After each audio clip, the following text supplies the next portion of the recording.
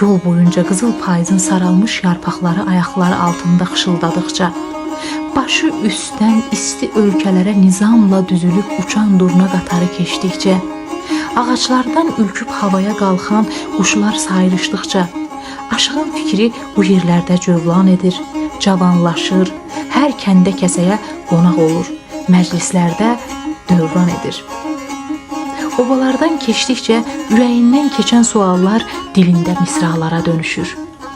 Bizim ildə qocalardan kim qalıb, yadına salırmı yengələr məni deyə. Yol boyunca xan tərtərin pıçıltılarına qulaq verir.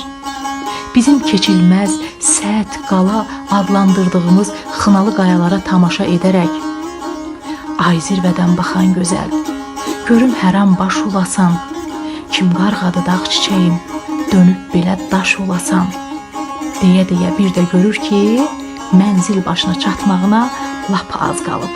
Taleyin işinə baxın ki, elə bu dəmdə xata gədiyə, sən gədiyə, gözəl də kürəyində bir ağır odun şələsi yol kənarında qayalığa söykənib yorluğunu alırmış. Bu zaman uzaqdan hündür boyuyla, şux qaməti ilə yadında qalan Şəmşirin əksi düşür gözlərinin önünə. Öz-özünə gümuldanır. Odur, Şəmşirdir. Sonra öz sualına özü cavab verməyə çalışır. Yox əşi, o neçə ildir bu tərəflərdən küsüb, yön çevirməz buralara. Babamız yaxınlaşanda gözəl onu tanıyır. Nə qədər qocalıb qarısa da, babamız da gözəli tanıyır. Bir-birini xeyli lal nəzərlərlə süzürlər. Babamız keçib getmək istəyəndə ürəyindən qopan bir səs onu geri səsləyir. İllərdir üstü örtülü, xəfif gəzdirdiyi həsrətin sualı idi onu geri səsləyən. Xanım, oğuldan, uşaqdan, qohum-əqrəbədən kimin kimsənən yoxdurmu? Niyə bu axıl çağında bu qədər ağır yükü çiyinlərində daşıyırsan? Gözəl bir müddət dinməyə üşəndi. Birdən Şəmşir onu səsindən tanıyardı. Sonra özündə cəsarət tapıb boğuq bir səslə dilləndi. Ay aşıq, mənim möhnətim, dərdim o qədər ağırdı ki, bu çiynimdəki yük onun yanında çox yüngüldü. Kinayəli bir atmaca atıb, bir ilham da vurdu. Sən bu tərəflərdə xeyir ola. Şəmşir dədəmiz üzünü çevirib yoluna davam etmək istəyəndə, gözəl bu kəs daha uca səslə, daha cəsarətlə dilləndi. Aşıq, deyəsən toya gedirsən. Rəvadırmı mən də səninlə gəlim? Vallah, axırıncı dəfə nə vaxt toyda olmuşam, heç öz yadımda deyil. Bu ifadə dədəni biraz da hiddətləndirdi. Əvvəlcə nə cavab verəcəyini bilmədi.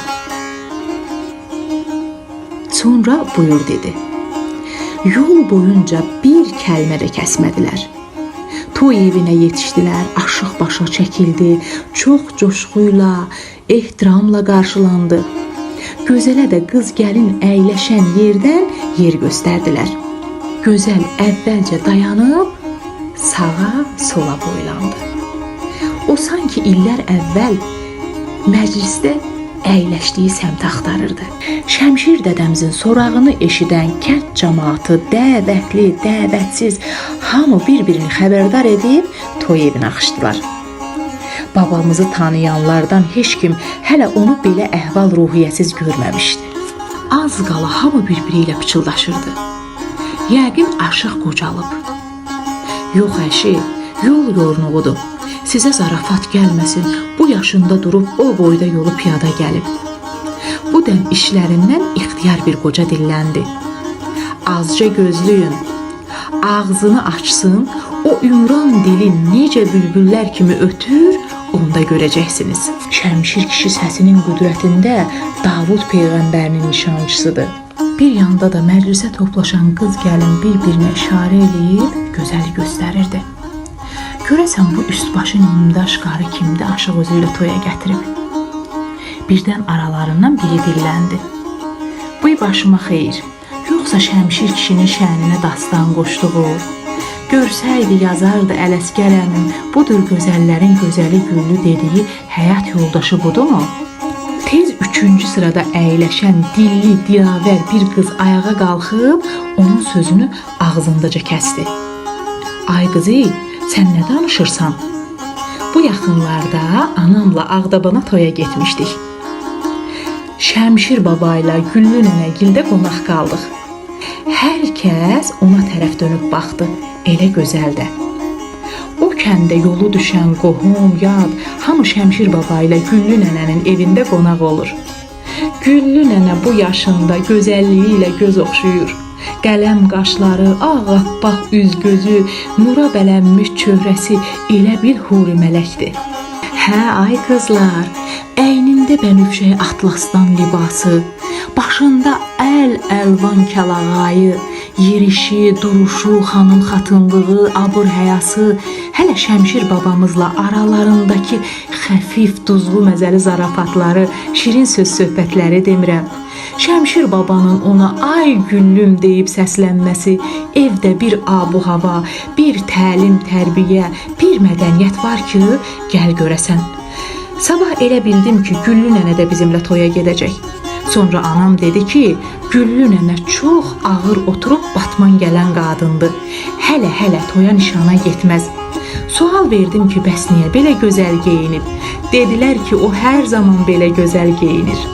Gözəl qarının fikri, zikri bayaqdan danışılan söz söhbətdə qalmışdı. Az qalırdı ayağa qalxsın, cavanlıqda hüsnü camalı ilə aşığın ağlını necə başından aldığını söyləsin, hətta Şəmşiri də şahid gətirsin. Sonra ağlını başına cəmləyib susmağı çalışır, gah özünü qınayır, gah da taleyin ona verdiyi qisməti. Hamı dədənin bu əhvalına köklənmişdi. Aşığın yanaqları pörtmüş, hələ şux qaməti əyilməyən dədəmiz əyilmiş və hiddətlənmişdi. Gözəl qarı da bayaqdan Şəmşir dədəmizin haldan hala düşdüyünü sezmişdi. Dodağının altından yumuldanırdı. Bəlkə məni tanıdı. Sonra özünü təsəlli edir. Yox əşi, məni bu halımla heç özüm tanımıram, özgəsi necə tanıyacaq deyə. Nəhayət, dədə sazının zilini zil, bəmini bəm edib bağrına bastı. Və bəlkə də ilk təzanədən özü də diksindi. Sazını ilk dəfə idi ki, belə coşquyla, belə doğrayıb tökən bir həsrətlə dindirdi. Bir fəryad qopartdı ki, sazının səsinin səsi o dağlara, daşlara əks səda saldı. Saz sinəsində məclisi başdan ayağa, ayaqdan başa dövran edən dədəmiz üzünü gözələ tutub vədəsində qoşmasını dilə gətirdi, nə gətirdi?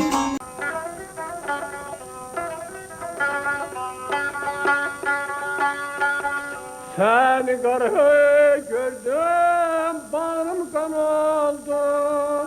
Mənim saqqalıma çalmədəsində, qəlbimə değdiyin yadıma düşdü. Demədim mi könlüm almədəsində, ay qadınlara. Demədim mi könlüm almədəsində,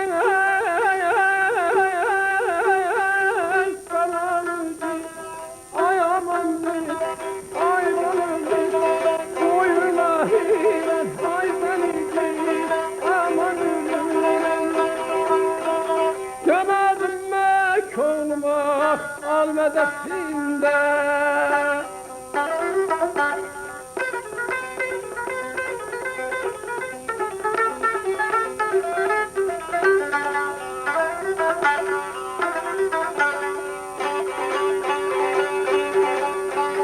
O keçdi bərədən, uyquda yatdım, ayıldım xədəngən izinə attım.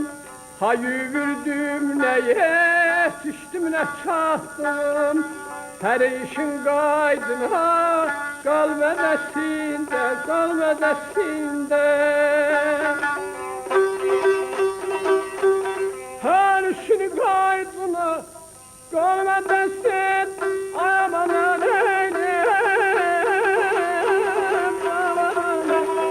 ay bana bir mən nədən qalmədəsində.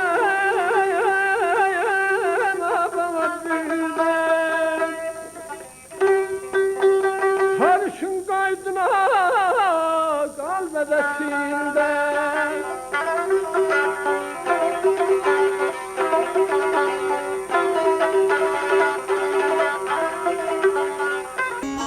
Mətləb apaçıq ortadaydı.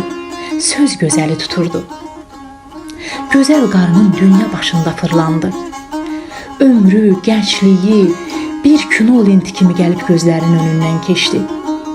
Gah peşman oldu, utandı, bu halıyla Şəmşiri bir daha aldatmağa çalışdığına. Gah da könlünə bir rahatlıq gəldi ki, Şəmşirin söz xəzinəsində bir nişanəsi qalıb. Qədəmiz üzünü çevirən kimi gözəl qarı ayağa qalxır, məclisi səssiz, səmirsiz tərk edir. Hə əzizlərim, vədəsinin də qoşması yenidən evliyinə düşür. Bu qəzada, bu mahalda vədəsində şeirini bilməyən aşığa aşıq deməzdilər. Yaxşı gündə, yaxşı adla el dilinə düşənlərdən olasınız. De Allah amanında, salamat qalın.